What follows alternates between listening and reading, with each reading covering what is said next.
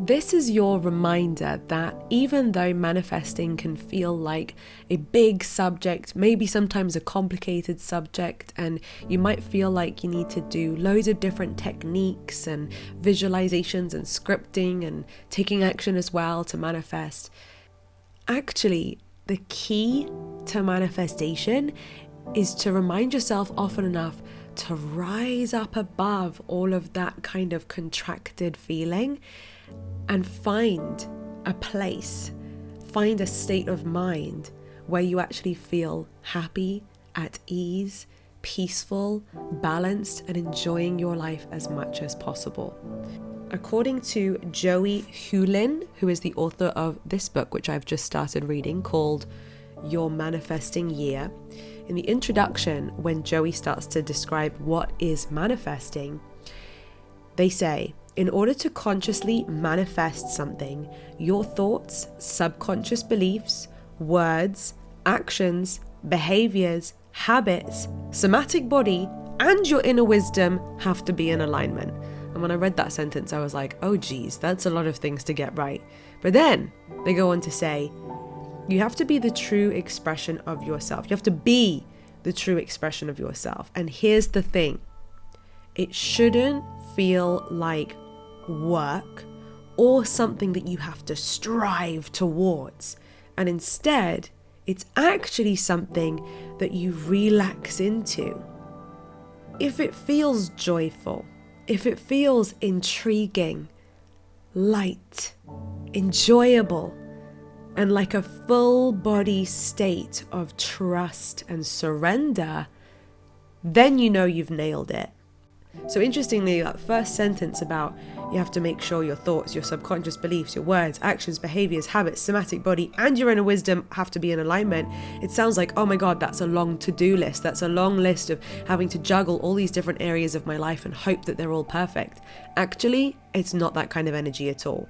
Actually, all of those things will be in alignment with the frequency of your happy, abundant life when we stop pinching ourselves off from it, when we stop making it hard, when we stop telling ourselves it has to be hard, when we stop telling ourselves all the reasons why we're not good enough, when we stop feeling a lot of resistance and being held back by a lot of fear, and we decide instead, you know what?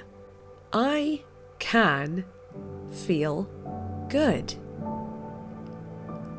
I'm allowed to feel good right now. I'm allowed to find a way to feel happiness right now. I'm allowed to look in the direction of things that I love and then amplify that feeling of love. I'm allowed to rest. I'm allowed to find balance. I'm allowed to prioritize having fun. And of course, there are things that need to be done each day, actions that need to be taken, chores that need to be ticked off the list.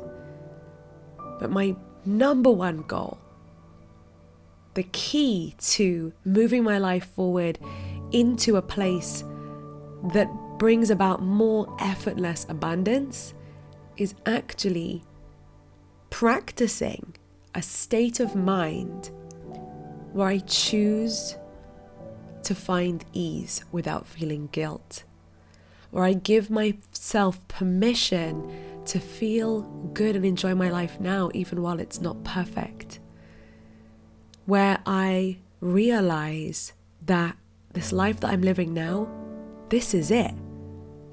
This is it, where I decide not to delay my happiness, and I decide that now I find joy in the everyday. Where on the journey to manifesting ABC, X, Y, and Z, where I decide that I am going to move forwards and with every step find a way to feel joy, find a way to feel love as often as possible. Because manifesting anything where you want the end goal to be happiness, where you're feeling sad, lackful, frustrated, disappointed, and impatient along the way, it's like trying to use water to make fire. It's like trying to use darkness to create light. It's just a different material. So work with the ingredients of happiness, of joy, of ease, of gratitude, of liberation, of freedom, to create that future that also contains those things. I was about to say it's easier said than done, but you know what? That's not true. It's easier done than not done. Even in the most challenging of times, you are allowed to lean towards love, to lean towards cherishing and relishing in anything that can make you feel good. And that immediately helps you to elevate yourself from a victim place to a place where you're truly living. It shouldn't feel like work or something you have to strive towards. Instead, it is something you will relax into. If it feels joyful, intriguing, light, enjoyable, and like a full body state of trust and surrender, then you know you've nailed it.